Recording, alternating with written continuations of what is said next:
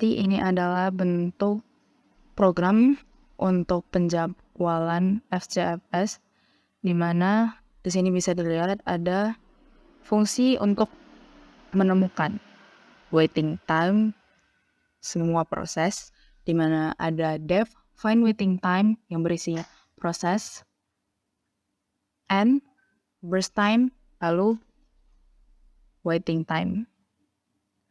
Masuk ke waiting time itu proses awalnya ialah 0, lalu dikalkulasikan menjadi for i in range 1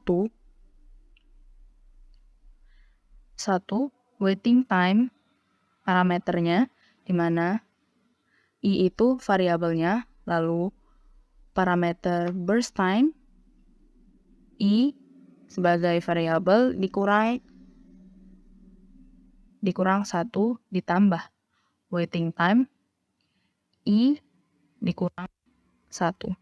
Lalu masuk ke function untuk mengkalkulasikan turnaround time, di mana def find turnaround time functionnya berisi proses n, parameter burst time, parameter waiting time, lalu ada parameter turnaround time, di mana untuk mengkalkulasikan turnaround time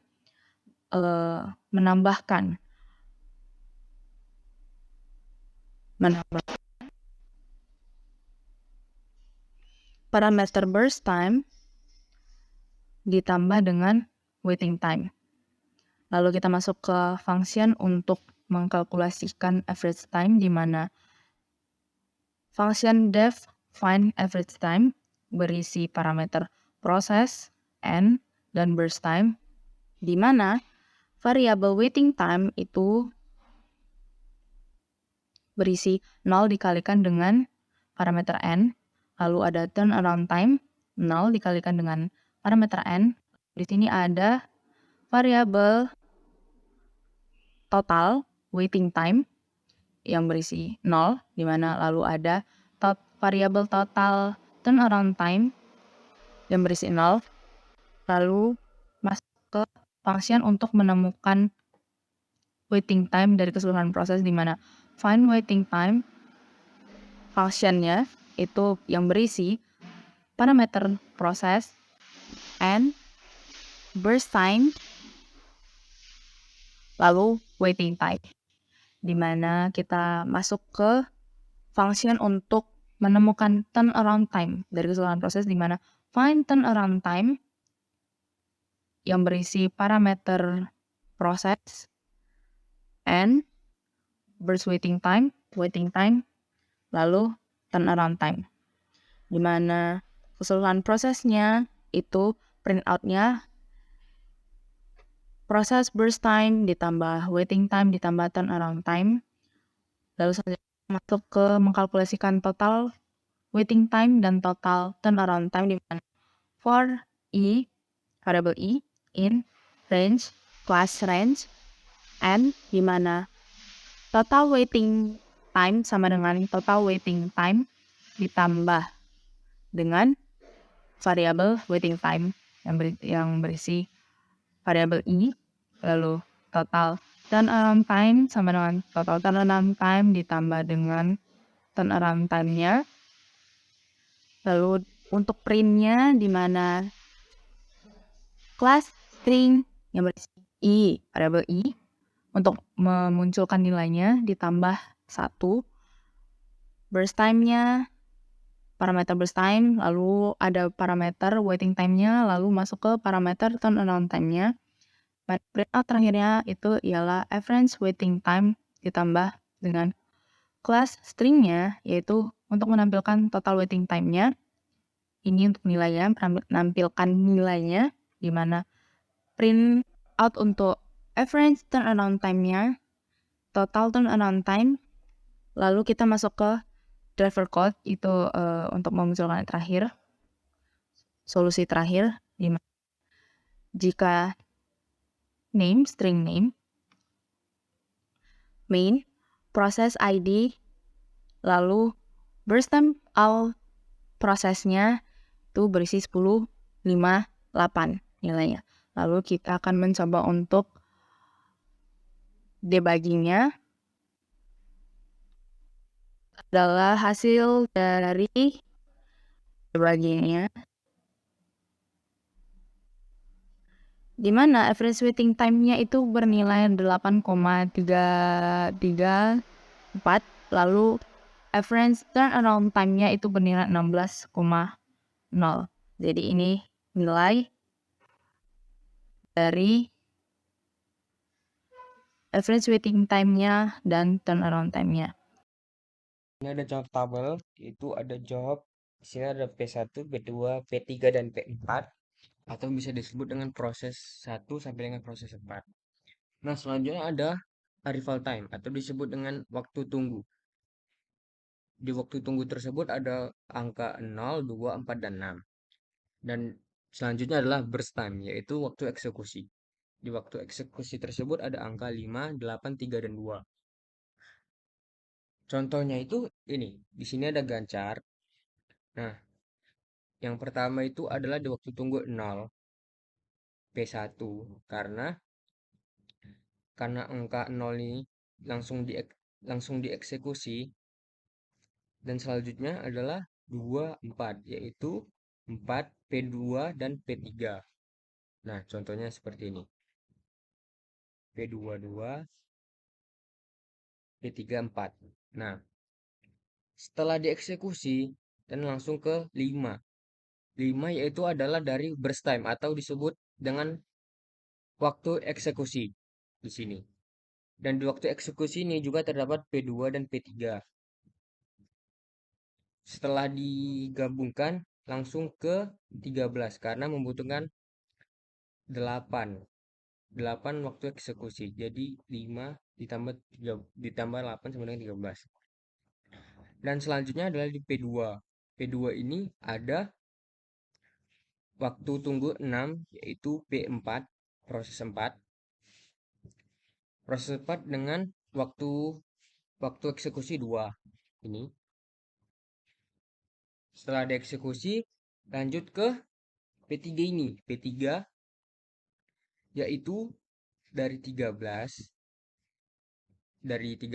yang setelah ditambah ada P3 dan P4 juga. P3 ya ini 3, P3 3, P4 2. P3 ini dieksekusi menjadi 16. 13 16. Nah, selanjutnya adalah P4. P4 ini sama seperti tadi. Nah, untuk waktu tunggu proses 1 sama dengan 0 dikurang 0 sama dengan 0. Kenapa? Karena 0 ini ada dari waktu tunggu karena 0 ini dieksekusi langsung karena dieksekusi langsung jadi hasilnya langsung 0 dan P2 di waktu eksekusinya 5 dan waktu tunggunya 2. Jadi ini 0246 diambil dari waktu tunggu atau arrival time. Dan 0513 dan 16 ini hasil dari burst time atau waktu dieksekusi tadi. Di P25 kurang 2 sama dengan 3, P3 13 kurang 4 sama dengan 9, P4 yaitu 16 kurang 6 sama dengan 10. Jadi total dari keseluruhan tersebut adalah 22. Sekian penjelasan dari saya. Terima kasih. Berikut ini adalah contoh kasus penjadwalan FJFS. Ada 3 proses, yaitu P1, P2, dan juga P3. Kemudian, P1 ini mempunyai waktu 24, dan P2 mempunyai waktu 3, dan juga P3 mempunyai waktu 3. Untuk urutan kedatangannya, itu berurut dari P1, P2, dan juga P3. Kemudian kita mencari waiting time dan juga nilai AWT. Sebelum itu kita harus gambar dulu tabelnya seperti ini untuk mencari waiting time-nya. Untuk P1 ini waktunya kan 24 nih, seperti ini. Maka dimulai dari 0 sampai 24. Untuk P2 waktunya kan 3, jadi 24 ditambah 3 hasilnya 27. Untuk P3 itu waktunya 3, jadi 27 ditambah 3 sama dengan 30. Jadi waiting time-nya itu P1-nya 0, P2-nya itu 24, P3-nya itu 27. Nah, waiting time-nya kan sudah dapat nih, jadi tinggal mencari nilai AWT-nya. Untuk mencari nilai AWT-nya itu tinggal dijumlahkan aja nilai waiting time-nya ini. Jadi AWT sama dengan 0, P1-nya itu 0 ditambah P2 itu 24, P3-nya itu 27 dibagi 3. Nah, 3-nya itu dapat dari prosesnya ini. Kan ada 3 proses, ada 3 P1, P2, P2, 3. Itu. Jadi dibagi 3 sama dengan 17. Jadi yang pertama kita lihat di sini ada 3 kolom, yaitu kolom antrian yang berisi P1, P2, P3, dan P4. Kemudian arrival time. Arrival time ini itu kolom kedatangan, yaitu 0, 3, 5, dan 7. Kemudian ada burst time. Burst time ini tuh burst time ini tuh waktu eksekusi, yaitu 6, 9, 4, dan 3. Nah, di bawah ini tuh namanya gancar. Nih, gancar namanya. Nah, terus jadi kita mulai saja prosesnya. Di sini P1 arrival time itu 0. Jadi di sini 0, di sini P1 dimulai. Kemudian burst time itu ada 6. Jadi 0, 1, 2, 3, 4, 5, dan 6. Nah, di sela-sela proses eksekusi dari P1 ini ada 2 antrian yang masuk, yaitu P2 dan P3. P2 masuk pada waktu 3 dan P3 masuk pada waktu 5.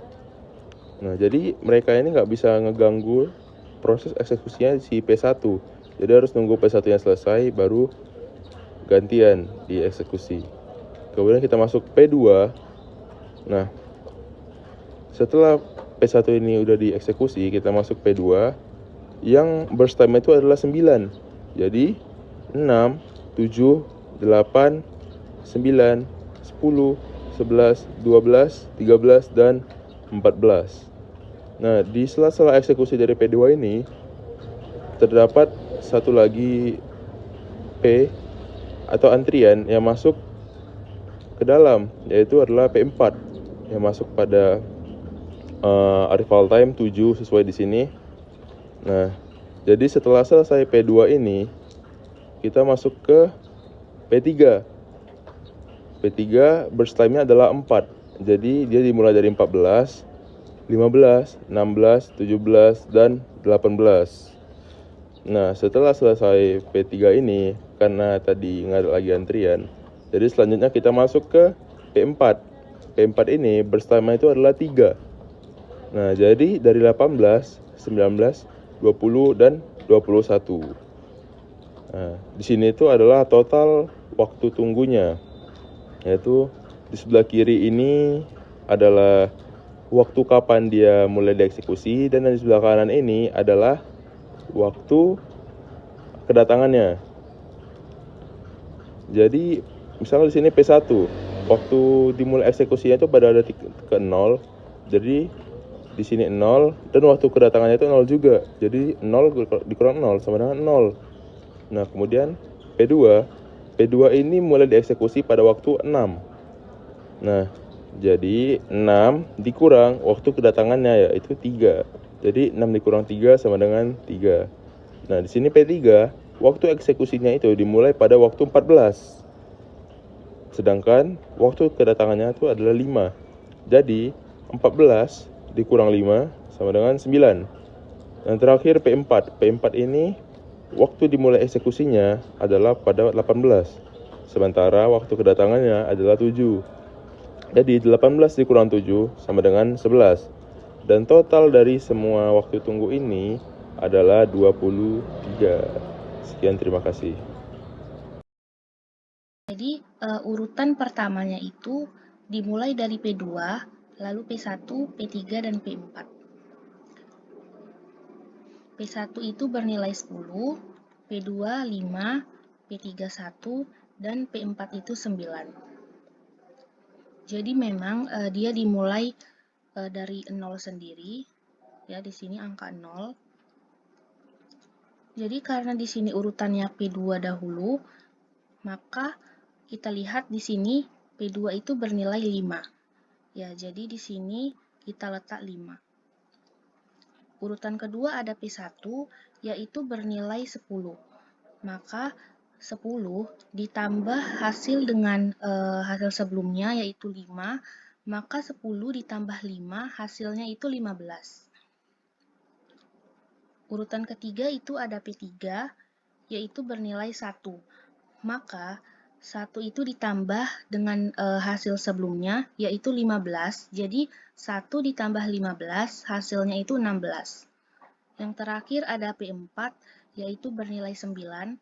Maka 9 sendiri itu ditambah dengan hasil sebelumnya, yaitu 16. Jadi 9 ditambah 16 hasilnya 25. Nah, di sini ada proses dan waiting time. Jadi prosesnya itu urutannya yaitu P2, P1, P3, dan P4. Sedangkan waiting time-nya itu hanya diambil dari yang kita jumlahkan tadi, diambil hanya 0 sampai 16. Jadi 0, 5, 15, dan 16. Nah, jadi bisa disimpulkan AWT-nya itu dari waiting time-nya ini, kita ambil dari waiting time, jadi 0 ditambah 5 ditambah 15 ditambah 16 dibagi 4.